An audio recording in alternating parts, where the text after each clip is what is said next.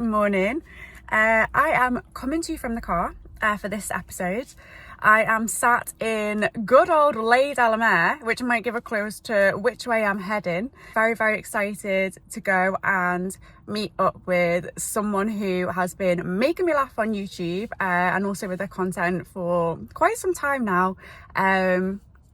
Track cyclist, retired pro, shall we say. I think there's going to be a little beagle waiting at the other end of this motorway, so very, very excited. Oh. Greg! Hello! Yes, good boy. Alright, welcome to the next episode of FEMME MATTERS, and guess who I'm with? Hi guys! It's only Manon Lloyd, your ex-pro and GCN presenter. Got our legs out. You forced me to. Yeah, we're ready, we're good to go. We're here today, we're going to do some riding around Bath, surrounded by absolute hills. Came down a 16%er, so I hope we're not going up that. We might be. We might be. In zone 2. In zone 2. In zone 2 for those who are checking and watching. So yeah, we're about to go for a nice little ride. We'll ask questions as per usual, dig into the background of Manon Lloyd's life, and yeah, take you with us on a little journey of Bath. Let's go. So, first question. We're out and about on these beautiful lanes. Can you tell us a little bit about how you got into cycling? Yeah, so I got into cycling when I was probably about 13, 14. I was a swimmer, and then basically I got really bored of staring at the bottom of the pool. I just had enough, and I was like, right, I need to find something else. I could run. My dad was like, oh, why don't you start triathlon or give triathlon a go? Cheers, Dad. So, yeah, thanks, Dad. Thanks for this. And so, yeah, got a second-hand bike from like his friend at work. I went to my local cycling club and absolutely loved it. And yeah, I just kind of literally fell into it. Like, just went to the cycling club, wanted to have fun. Yeah. And then ended up doing some races, really enjoyed it. And yeah, got on the Welsh team, the GB team. Casual. And then GCN. Yeah. That's it, filming over, we're done. That's all. See you next time. Yeah. So, started off in triathlon. I did one triathlon. One triathlon, yeah. How did you get on? I think I got like second. Not bad. Yeah. And then straight into the Wales team, did you say? Yeah, well, not straight into. I went to like a few of their training sessions. And then, yeah, I went from there. Did a few track races, mainly track. Yeah. We're going left here. We're going left, all right, we're going to turn up. We're going to turn off. Where were we? Before getting interrupted by the hill, I wanted to know about track. Oh, yeah. So track is, that's really different for me. I've never done it. Have you not? I've never done it. We need to get you on the track. Tell me about it. So, have you seen a velodrome? Yes. Basically, you're riding around. It's like swimming. You're just like swimming up and down, but you're riding around in circles all the time. No brakes, one gear. But this is going to sound really lame, but you do get like really at one with the bike. Like you have to be so smooth with your pedaling. Obviously, you can't stop pedaling, otherwise you're going to fly over the handlebars. Yeah. And yeah, it's really good. And especially if you like speed and you know everything's done off the clock. Yeah. Yeah, it's a completely different style of racing. Or riding in general, but yeah, it's really good fun. So you went from triathlon onto track, so was that like the first thing that you tried, or did you try the road? I did cyclocross and time trials. Ooh. So that was like my first experience of kind of racing. I feel like time trials is quite a big thing in the UK and especially in Wales. We're just riding up and down a dual carriageway all day, but yeah, so I got into that, and I think everything that I've kind of done has always been, you know, like progression, like you're doing time trials and you're wanting to like better your time and stuff. Yeah. So I really enjoyed that. And then how old were you when you did your first cyclocross race then? I think I was like 15 or 16, maybe 16, yeah. Yeah. And then I did a crit on the road, like a town centre crit. Yeah. And that was my first like road race, but it was like a half an hour, 40-minute crit. Oh my gosh. I can't remember what my first track race was. I think it might have been like a development World Cup, which isn't a thing anymore. And I basically crashed and took everybody out, which is super embarrassing. Did you hurt yourself? Yeah. I had like a few burns and like I dented my bike. No. And, yeah, it's pretty embarrassing actually. Yeah. Oh my goodness, so that's unreal. So at this time, were you like still in school? I was still in school. Yeah. I think it was like year 11 that was. So I can't remember how old I was. God, yeah, that's kind of like So instead of boys, it was bikes? Yeah. No. Maybe a little bit of boys inside.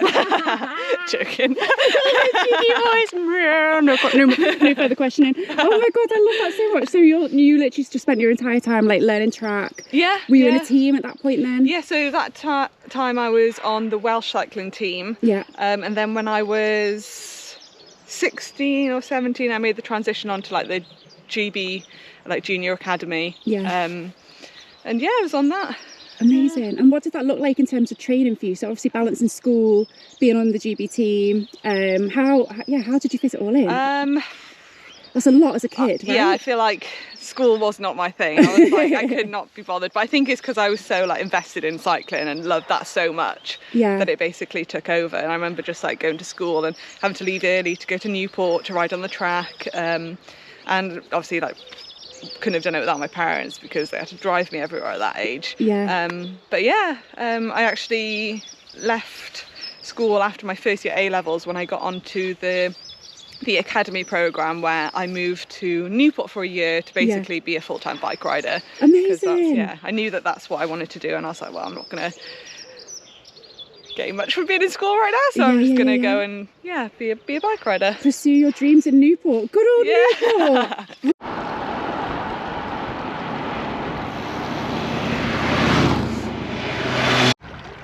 A little stop at Chew Valley Lake. I always stop here for snacks when I'm riding. I haven't got any today though. I was going to say, I didn't see you pack any snack. No, well, we're going to stop at a cafe, so... Okay, I've got one emergency gel. What is your snack of choice? I don't know. Really like desperate. Yeah. I'd love like just a packet of crisps and like a chocolate bar or something. Probably not the best ride food. Yeah. Being only just like so tired, you just need like a bit so salty, but also so sweet. Yeah. Yeah. Bit of sugar. Yeah. I get that. This is super nice. Yeah, I've got one emergency gel if needs be, but I feel like Would you share it if I was really struggling? Could we go half and half, or is that not something you do for me? I think yeah. If push comes to, no, I would. I appreciate it. Where's the calf? Over yonder. Oh, Thank you so much. Right. Cheeky sausage roll. Absolutely ruined our aesthetic. Sorry about that. I had one job. So nice little coffee stop. Gorgeous bikers that have also joined us. Yeah. Absolutely smashed the jack and potato. We made an absolute mess, so let's try and avoid that where possible. Curious to know, so I want to talk a little bit more about your cycling journey. Obviously you're very modest, there's no awards in the house, which I wanted to see some like, you know, bits and pieces. What are you most proud of?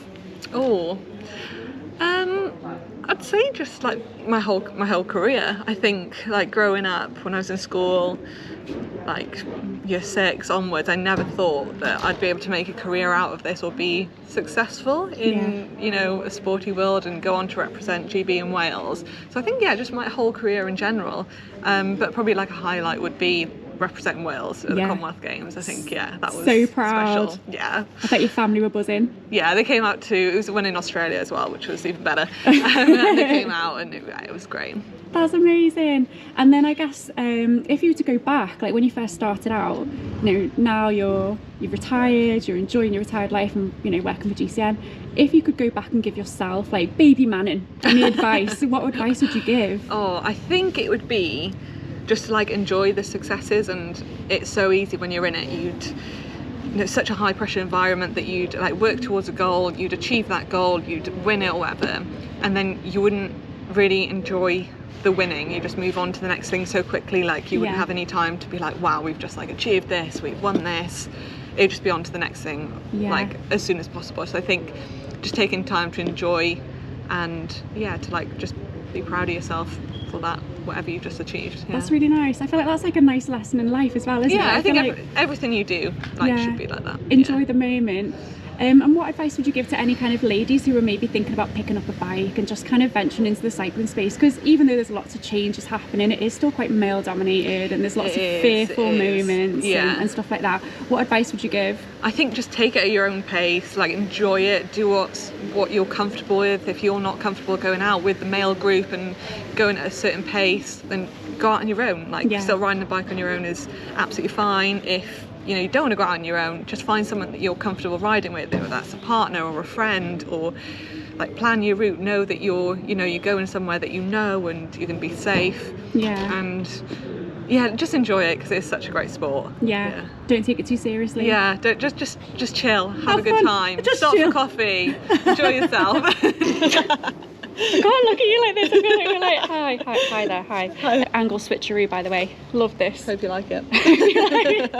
If you could change anything about the cycling world, what would it be, if anything? It would be to make it more inclusive, so like cheaper bikes were cheaper, cycling kit were cheaper, so more people could get into it, so it's more accessible. Because I feel like it's not the cheapest sport, is it? No. Like even Let's just like be honest. cycling kit, yeah, and it Racks up a wedge. It does. And like you can you go second-hand bike, but it's still like expensive. So I think if it was just a little bit cheaper. Yeah. Which riders do you admire? Is there anyone out there that you absolutely love and think's killing it? Oh, I think Cassia Numadoma. I think she's like such a trooper. Like she won a race last week, and she's been, I think she went quite a while without winning a race, but is like so desperate for it. Yeah. And just like that fight to like keep coming back and keep trying and keep pursuing her dream. Yeah. I think that's I think she's Admirable. Yeah. Very. Yeah, that's fair. Do you watch a lot of bike racing? Yeah, I watch quite a bit. Yeah. Do you not get sick of it with your job? Yeah, there's a lot of bikes involved. But no, I do love the women's racing, so try and watch it as much as I can. Are you going to get to any this year? I'm not too sure, hopefully. I know the Women's Tour of Britain is back this year, so I'd love to go and watch that, because that was, I remember racing in it. It was such a savage race, but it's like the biggest race of Britain. So It's in North Wales this year. I know, yeah. Yeah, a bit of Wales represent. What currently excites you about cycling? What are you loving? The fact that it's getting to summer and you can wear shorts. Legs out. Yeah.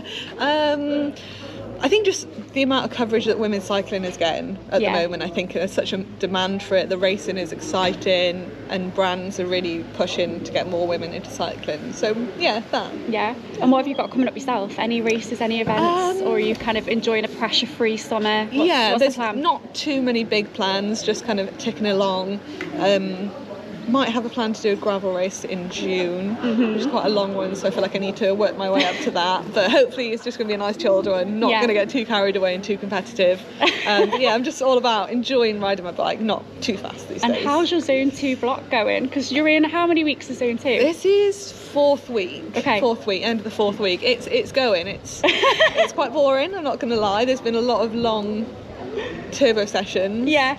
Where it's, and especially like Zone 2, you're just sat at one pace. You know, you do intervals, you're like, the time goes a lot quicker, but when you just sat at Zone 2, it goes quite slowly. And also you're surrounded by hills, so doing Zone 2 outside here it's hard. It's really hard. I've definitely struggled up here. Like you have to get out of Zone 2 just to get uphill, so it's not ideal, but it's nice when the weather's like this. It's nice to get out. Yeah. And so I guess when you were training, when you were younger, you did a lot of riding around Wales. Where's your favourite place to ride? Oh, I do love Wales. Yeah. Where else have I ridden? There's so many good places. I remember going to New Zealand for a track race, and I got to do a little bit of riding outside, and that was really good. But yeah, can't beat Wales. Also love Mallorca. Yes. Roads are so good, which you'll get to experience. Yes, very soon next week. Yeah. So you reckon New Zealand to up there? Yeah, Wales, of course. On a sunny Wales. day, in the mountains. Maybe a little bit of flat as well. Yeah. Mallorca. Have you got a favourite Welsh climb?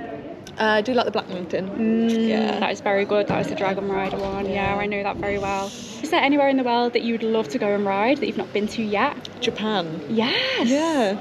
Oh my god. Just somewhere totally different. Yeah. And there's meant to be like some good riding spots out there. So yeah, Japan. Yeah, that's a good one. That's a very good shout. Do you reckon is it hilly? I don't know. I haven't In really. parts? It probably is. Tokyo looks flat. Yeah. One way to find out. One way to find out. Since you've retired, I'm curious to know, because obviously a lot of training gets involved in being a pro. You work super hard to kind of reach your goals. Has it changed how you feel about cycling now you've retired?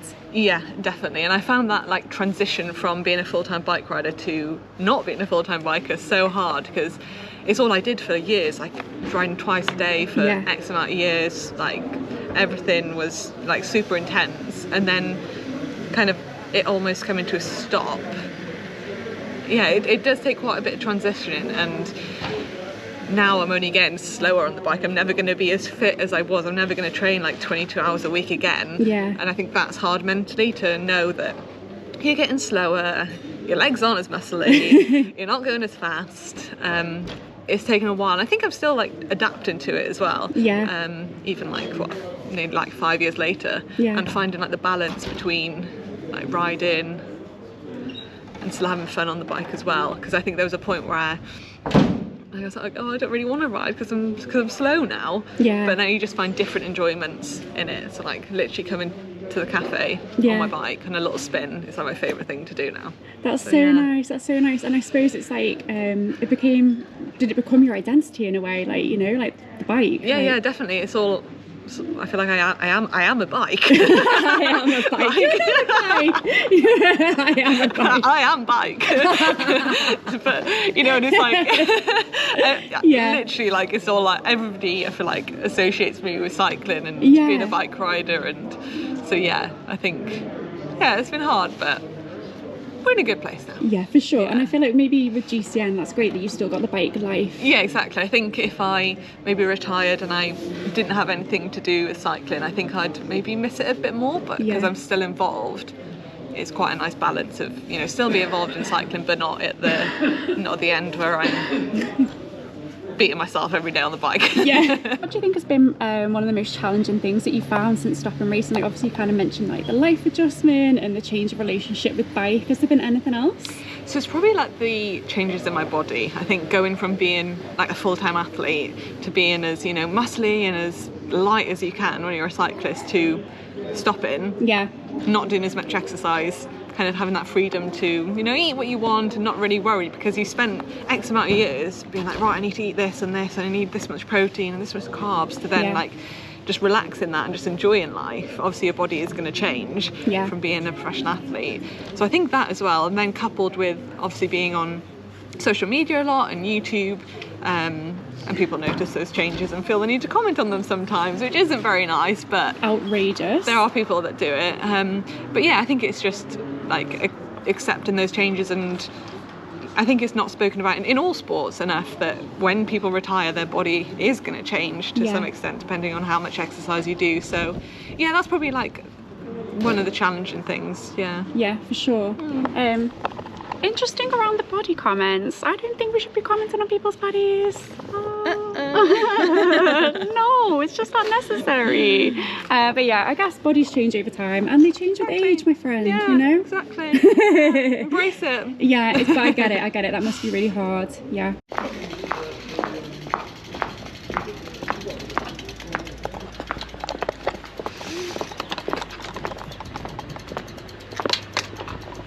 It's been a nice little how many Ks?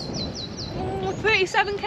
37k loop of a bit of lake action, Bit of banter, bit of cafe vibes, lots of questions asked. Thank you so much for your time, mate. Thank you so much for having me on your channel. It's been an absolute pleasure. Yeah, hopefully see you soon, and make sure to like and subscribe to Pella Hun on her YouTube channel, and follow her on Instagram if you don't. That's right. I think you give me a follow as well. Oh yeah, make sure you follow Manon. Whee! See you soon. Bye. Bye.